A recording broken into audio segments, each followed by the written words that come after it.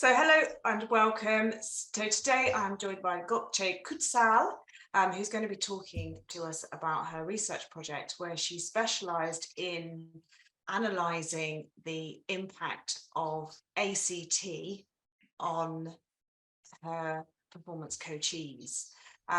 So Gökçe, you've got a really unusual background. Could you tell us a little bit about your history and how you arrived here? Yes, of course, I'd be happy to. So actually, the reason that I decided to study performance anxiety is that I myself had been struggling with performance anxiety for a very long time, so much that it kind of got me off the track when I was interested in studying music or performance because I was so anxious about the auditions and all the performances. So they were just terrifying for me. And because I avoided that, I ended up doing completing my bachelor's degree in interior architecture and environmental design. And from there, I specialized in architectural acoustics because I had this very deep interest in music and singing and everything. So I wanted to specialize in sound, but it wasn't really enough for me. So this is how I ended up in the MA program because I didn't really have this conventional background in music or performance, but it was so interesting for me because I had been taking lessons, attending courses, studying everything that I could find in on voice and singing and performance, but I didn't really feel like I had this sufficient knowledge at any point. So I wanted to take more information basically because what happened with that is that how can I put this? Because I was attending courses outside of classical singing education, I decided I could talk about it more with my friends, with my colleagues who were interested in singing, and they somehow became clients because back then I was living in Turkey and they didn't really have access to this contemporary music education, contemporary singing education with the more modern and scientific models. So this is how I ended up going into teaching voice privately, but I didn't feel like I had enough, which led me into this MA program and all of the wonderful projects that I've been through. Which is what is, I guess, the MA program enables people to do, is to fuse those different aspects of themselves. So you've been able to bring in your acoustics background and your acoustics knowledge, and you kind of embedded it into different facets of each of the projects that you've done. And with this one, you introduce spectrographic analysis as a measuring tool for the ACT framework that you implemented, which is really, really exciting, which potentially is groundbreaking. My understanding is you're working on taking this project at the moment into publication. Am I right on that? Yes, exactly. Because when I was researching, I didn't really find anything on acoustics and music performance anxiety. I mean, acoustics of the voice is very new by itself. But when we try to apply it to performance anxiety, there's very, very little research there. So I decided that, oh, here's a gap. Maybe I can try to fill this one. Yeah, it's exciting. And you're going to tell us about that project now. So what I quite like to do, just for those that are listening that aren't familiar with ACT, ACC, and I know it's quite difficult to distill it down into a few sentences, but is it possible for you to give us some idea of exactly how ACT is translated into ACC, and indeed what is it and how does it work with MPA? Of course, acceptance and commitment training is actually borrowed from psychotherapy and applied to coaching because most of the time when we're thinking about something, our brain is playing tricks on us. It's not really being present, it's not giving us new information. It's kind of like a broken record playing something on repeat. So it's just repeating the patterns that we have learned and, well, internalized over the course of our training or from our childhood. So our brain is not very creative in that way. So what acceptance and commitment training does is helps us recognize these repeating patterns. For example, someone might have this pattern of saying that I'm not really an effective communicator on stage, or someone might have this thought that they are not very good at dramatic roles, or they might be too worried about what other people will think when they're performing. So this acceptance and commitment training actually helps us recognize that, okay, this is a pattern that I have. This thought pops into my head quite often. And it's not really the entire story. It's not really real. And the way that we can do this is recognizing that, okay, right now I'm in the present. I'm seeing everything that I can see. I'm feeling what I feel. And it's okay that I feel this way. I mean, I might be nervous about what someone might think about my performance. I can acknowledge that this is the feeling that I have. This is the acceptance part. And from there, we just move on to taking committed action, because just thinking that, oh, this person is judging me, it's not very productive. It's not helping you improve your performance. So working with the valued actions, which is the name of committed action taking, basically, in ACT.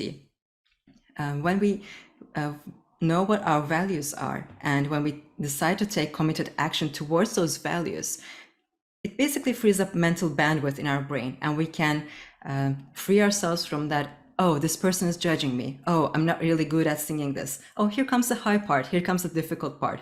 Those thoughts are not helpful, but we can work towards those committed action values. Does that make any sense? Yeah, it does. It really does. And obviously, it's quite a complex model, and to condense it down to just a few sentences is quite a challenge. And I completely appreciate that. And obviously, it was a real journey for you, ACT, and translating it from the therapeutic context into the coaching context. And I know that you worked quite a lot with Dr. David Hunkos, who's a clinical psychologist and a pioneer in this area. Can you tell us a little bit about that relationship and how that worked in getting you to the point where you felt confident enough to be able to administer it? Well, it had everything to do with the project, because if I had to do it by myself, it would not have been possible, because this is a very complex model, and I had some coaching trainings, but I didn't have any background in acceptance and commitment training. So without the very precious, valuable feedback from Dr. David Hunkos, it would not have been possible. He basically helped guide the entire process from the beginning. He referred me to some books that I could read and learn more about the program. He helped me structure the sessions, and throughout the coaching program, he actually very kindly offered some feedback on the way that I was coaching the participants and the issues that the participants might be dealing with. So it has been immensely helpful. Yeah. And so from that, so taking it then into to the point where you got confident enough to put it into research itself, it's quite an ambitious project. So if we just take it stage by stage, because there's two things in your research that you seem to have done. Is firstly, you actually devised a program of coaching which you administered to both classical and CCM singers. And then you kind of introduce this different or new objective way of measuring it through spectrographic analysis, which has never been done before. So we've got several really interesting aspects of the project, and I'm keen not to overlook anything. So I think perhaps maybe if you talk us through how you put the coaching sessions together, how many were there, and how did you select your participants? So if you talk us through that aspect first. The participants actually happened purely by chance. Two of the major participants were that they actually found me through my social media channels, and then the other two were thanks to you, because when Tracy sent an email teaching people about my project and asking for participants, they actually emailed me and wanted to join the project. So that has been a huge help there for me. So I had two classical singers, I had two CCM singers, and they were all professional singers, but there was no way of generalizing the level that they were performing at, because it has been the year with COVID, and everyone was hit by, I mean, the performers were hit by the COVID restrictions. So they didn't really have much performing experience in the previous year or years. And they were feeling the anxiety. Most of them had struggled with this from a very young age, and they were feeling the effects on their performance, like they couldn't be present, they couldn't feel like they could be engaging, or they were too shaky or nervous during their performances. So I basically sent out an questionnaire asking them about their experience with performance anxiety, and of course, for all participants had to be over the age of 18 for them to be professional singers and consenting adults for the research project. And aside from that, I also had a judging panel where music teachers or singing teachers were watching and evaluating the performances of these 4 participants. And they were again from the social media and from Voice Study Center emailing list, if I can say that. Yeah, absolutely. So in terms of, so you had 4 participants altogether, is that right? Well, the singers were 4, and the judging panel, I had 8. We had 8 judges and 4 singers. You had 2 and 2, 2 classical singers, 2 CCM singers, and then you actually had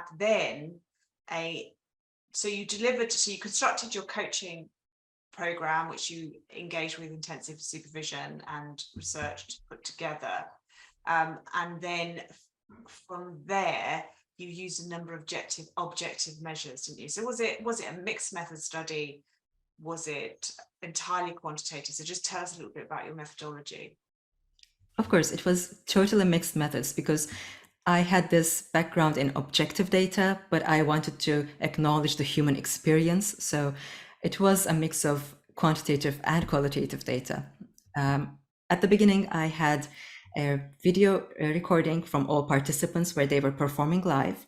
And it was basically the base level of their performances because it was before any kind of intervention, the coaching program.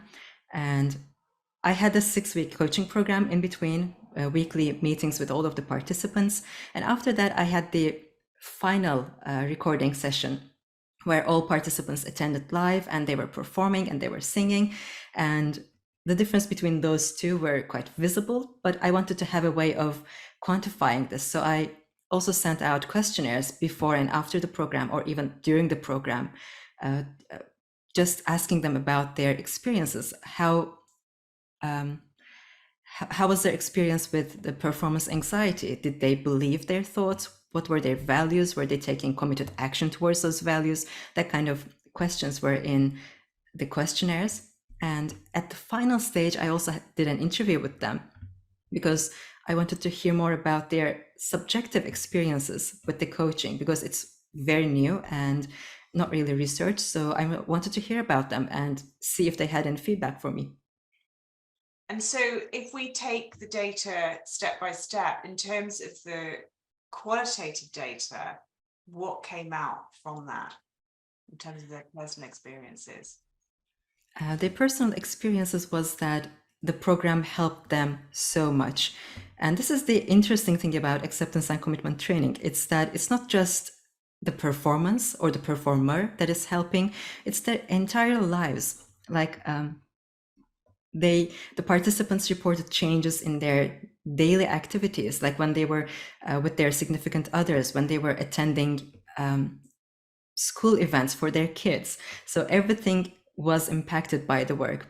But in terms of the performance, they could say that they were more less in their heads, more present, more engaged with the music and with the fellow performers, if they were. Or, for example, there was this one opera singer who was very from a very young age, from the time that she started studying music. When she had to perform solo, she was taking beta blockers, and she had never done a solo performance without a beta blocker. And I found this very interesting because she wanted to go off the beta blockers, but it was not possible for her. She had this mental block. And after completing coaching, she had this chance to, just on the spot, take the place for someone else who could not sing that day. And it was just amazing that she sent me an email saying that it was a very scary experience, but it went so well, and she couldn't find a beta blocker, but she didn't need one. So I thought that this little story it just explains everything about the coaching program because it's so effective. Yeah. And obviously, we all know that qualitative data can sometimes get a bit of being overly subjective. And of course, you're an insider researcher, so they're able to tell you what they want to hear, blah, blah, blah, and all of those criticisms that go with it. But what is great about your project is that you sought to mitigate against that through triangulation and having quite a big weight for a smaller project. Nothing there for a PhD. You've got several objective measures, haven't you? So can you talk us through which one should we deal with first? Where does it follow a logical sequence, do you think? I guess it does, doesn't it, from your initial questionnaires, which you've sort of spoken about. So that was then translated into quantifiable data. Exactly. All of the data from those questionnaires would point in the direction that the participants were going. For example, if they had a score, let's take KMPAI, Kenya Music Performance Anxiety Inventory. And if the score is above a certain number on that questionnaire, that indicates problematic performance anxiety. And the lower the value that they get, the score that they get, the less likely the participant is to deal with problematic performance anxiety. And they all started very well above the cutoff level for performance anxiety, to be honest. And over the course of the project, we saw the numbers drop. And by the end, and even at the follow-up, the participants were in the lower ranges, and one participant actually dropped below the cutoff. So we could say that she is no longer experiencing problematic performance anxiety. So these questionnaires. Was there a statistical significance? And obviously, we know there's a tiny sample. We know this is a pilot project, but was there a statistical significance consistently across all four? In terms of music performance anxiety, KMPAI, yes, there was a very significant change in the performance anxiety scores. There were some questionnaires where the participants did not really show the expected changes, but the overall trend across the questionnaires was going in the right direction. Great. And then so from there, tell us about your other measures. Another one was that I had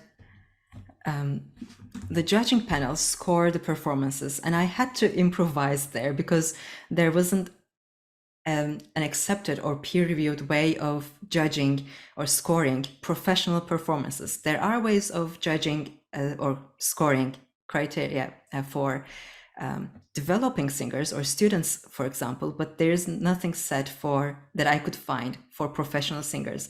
So I had to create a new set of criteria for professional singers that I borrowed heavily from other accepted and well-reviewed measures, like ABRSM criteria, for example. And the judging panel, they were totally blind, by the way. They did not have information on which performance was the before and which performance was the after. So they basically rated all of the performances, and I had the data, collected them from all of the judges about what they thought about the performances and also their subjective experiences again, because if they had any kind of feedback, I would like to know about it. And unexpectedly, well, not really unexpectedly, but I would say kind of expectedly, they said that having a standardized and validated criteria would be even better. But using the criteria that I had sent out to them, I could say that there was a significant change in the contemporary singers' performances. Not the classical singers, but the contemporary singers had a visible and significant change in their before and after performances. That's really, really interesting. So you had two, so which is almost like a 50% success on that particular measure. And obviously, again, they're such small numbers, so we can't say so categorically whether there is. But I know in your research project, you kind of give some reasoning, some sort of possibilities for why that might be. So what do you think on that? The most important one that I noticed was that they had different values. For example, the classical singers were more interested in expression of perfect technique or working on technical excellence. And another classical singer was interested in being more authentic and her true self. So these are not very visible in the questionnaires or in the scoring criteria because it's not something that we can objectively see from the performer. How can we know if you are being true to yourself, right? Or how can we know if you technically improved your competence from a performance to another? Unless we have this very keen ear and we're listening for that, there's no way that we can judge that. But for the other two singers, they wanted to be more expressive, more connected with the audience, more engaging. And these are the things that we can see in a performance. It's very visible when someone is being engaging versus stuck in their heads, or if they are being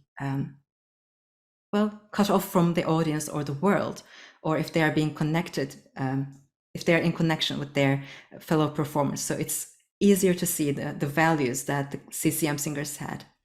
Does that make any sense? It does, yes. It does. And I know that you've got a recording.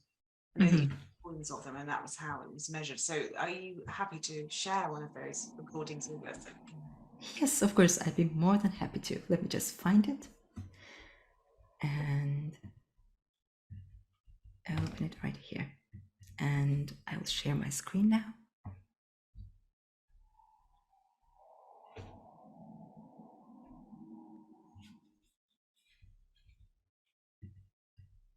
Here we are.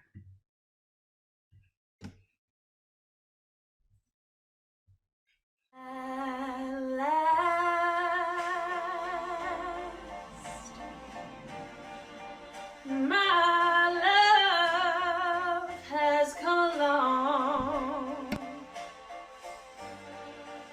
My lonely days are over. And life is like a song.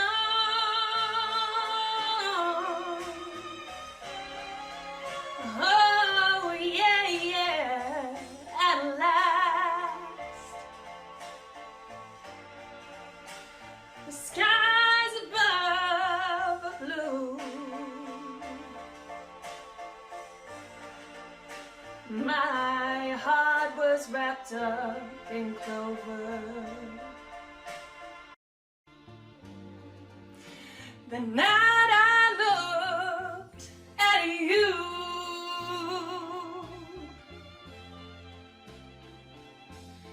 I found a dream that I could speak to, a dream that I could call my own. I found a thrill to press my cheek to, a thrill that I've never known. Ooh, yeah, yeah, you smiled.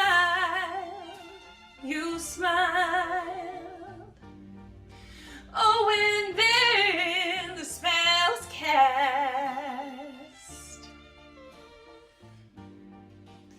and here we are in heaven. For you are mine at last.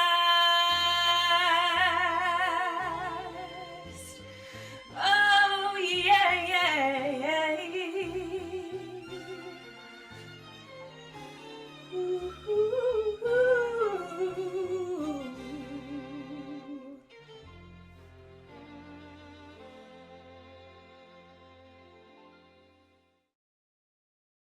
Gosh. Oh my goodness. You know, the first time you actually played me that some months ago, I actually cried. And I still, even though I knew what was coming, I still, while you were playing that, had some tears in my eyes, because that was just, and I didn't see you actually, the fact that you played that there, so it continued as well. My goodness. What, I mean, how wonderful, really. Magic, absolute magic. So One of the big aspects of this project is that you introduced a new measure that's never been used before, which is spectrographic analysis. And so can you just tell us about how that's contributed to this project and how it could potentially contribute to future research in this area? What I noticed when I was doing my literature review was that most of the previous studies were done with self-report questionnaires. And the problem that I find with self-report questionnaires is that when someone, the participant, goes through entire 6 weeks of coaching, they might be a little bit biased in their scoring or in their responses. So I thought that having a more objective measure would be an interesting take on the research. So what the acoustic spectrogram does is that it basically shows us the energy in the spectrum of the acoustic spectrum. So it shows us the lower frequencies, the mid frequencies, the high frequencies, and how strong they are. And we can also see if the pitch is stable, if it's being a little bit shaky, if the vibrato is what the singer wants it to be. So there are ways of seeing how the performance anxiety is affecting the voice in a very objective way. We can see if it's getting weaker, if it's getting more shaky or breathy. In the spectrogram, it's all visible. And I have some examples actually to share.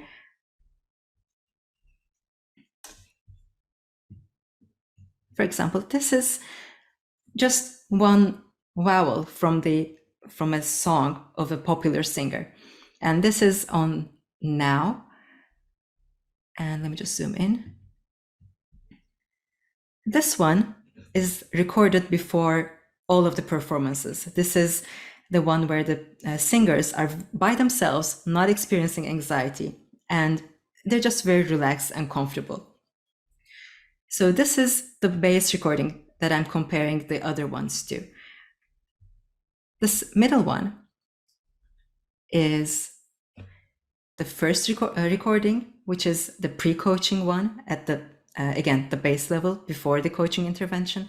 And we can see that the vibrato is not really as consistent as the one above, because we can see that this line is a little bit shakier in this one. The vibrato is shown in these S curves, and they're not simply as consistent as the first one. And we can also see in this blue box that these are the upper harmonics, and these are not really strong as in the previous recording, which is the relaxed one. So I would say that this singer was experiencing performance anxiety when compared to the first one. Now, this recording is the post-coaching performance. Again, the same thing, but these lines are showing more consistent and intentional vibrato than the pre-recording. And we can also see stronger upper harmonics, which are reflected in the in the relaxed recording as well. So just seeing these by themselves can show us that, okay, there has been some changes in the way that this singer was performing, because the third one is so much closer to the first one than the middle, which was the pre-coaching one. So this was the method that I used for comparing different performances, and I had 4 vowels for parts of the song for each participant, and this meant that I had over 50 images to compare, but it was so much fun and it was so interesting to see how the after coaching recordings were so much closer to the relaxed ones. Yes, absolutely. And so was that consistent across all 4 participants? Not really, because one of the singers had a very difficult time on the day of the post-coaching performance, and her performance was not really different from the pre-coaching or the relaxed recording. So they were all pretty similar, actually. So I thought, maybe there's something else going on there. But because this is a very small pilot study, I had no way of checking this. Yeah, absolutely. I mean, it is what it is, but there's certainly methodologically, it certainly shows value in introducing that as a new method moving forward. Do you think? I would certainly hope so, because like I said, most of the previous research has used self-report questionnaires, and I feel like we need more objective data in these studies. And I would think that this way of using the acoustic spectrogram to see if singers are performing with anxiety or without anxiety, not without anxiety, obviously, but if they are performing closer to that base relaxed level, then that would be an improvement. So this tool can be used to measure that, because it's very easy to use and it's very visual, so it's fun to show as well. Yes, and is it something that a practitioner could learn quite easily too? It is very easy to use, yes. Yes, particularly those. I mean, a lot of singing teachers do use spectrographic analysis within their work anyway, so easy to use as even just as a tool. Is it something you use yourself within your own studio in your practice? It's so funny that you ask that, because the main reason that I thought of this project in the beginning, in the very first place, is that one of my students, who I showed the acoustic spectrogram to during an online session, told me that she was now using that to just see where her voice levels were, and when she was performing or when she was giving a presentation online, because she was not a music student, but she was a hobbyist taking lessons. When she was giving a presentation, she noticed that when she watched the spectrogram, it had this calming effect on her. So this is where everything started, and I feel like, yes, everyone can use this very easily, and it's just, music teachers, music students, it's very easy to use, and I would totally recommend it. Yes, because another one of your projects was actually looking at that aspect of the impact of the biofeedback, but that's probably another interview. So does that cover, have we covered all of your objective measures? I believe so, yes. And we've covered the qualitative data as well. So you've got four lots of data. And I know in your research project, you're very, very open about the kind of positives as well as the negatives, and you don't ham up the impact, or you don't over exaggerate your findings within your report. So what next? For me, or the field? For you, within the field? I would certainly hope that I can keep working with performers and singers and anyone who experiences performance anxiety, because I found that this is where I would like to keep working with, because when you can tell yourself, because when you watch the video, you can see that even the vocal technique improves so much from the pre-recording to the post-recording. So I believe that most of the challenges, well, not all of the challenges, obviously, but some of the challenges that the singers are experiencing comes from anxiety and not feeling free enough when they are singing. For example, it can even be in the music studio when we are teaching them. And I feel that it's very important to address this before we move on to the teaching part. So I would like to keep working with performance anxiety and coaching. I would love to do a PhD. This topic is so full, and there's just so much more to discover, and I would love to be a part of the research that discovers it. Yeah, absolutely. It sounds like you've got a lot to contribute, and you've made a really valiant start. And you, just on a personal level, just going back and tying it back up to what you said at the beginning, that your own career was almost stopped. You ended up becoming going into the field of acoustics because of your own experiences with MPA. Do you feel this has kind of brought that whole sense of wholeness to you, that it's all come together? So much that it's giving me goosebumps right now. As I worked with the tools, I had the chance to see my own patterns, see my own thoughts, and I had the chance to basically coach myself, because coaching is not just for others, we can also coach ourselves. And I learned so much about acceptance and commitment, and this whole method has been an eye-opener for me.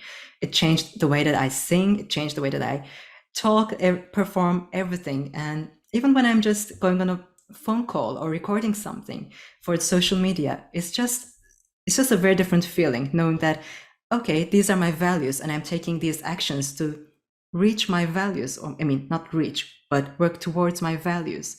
So it has been a very interesting experience for me as well. Wow. And an interesting experience for us to share this with you today. So thank you so much for joining us. Oh, thank you so much for having me.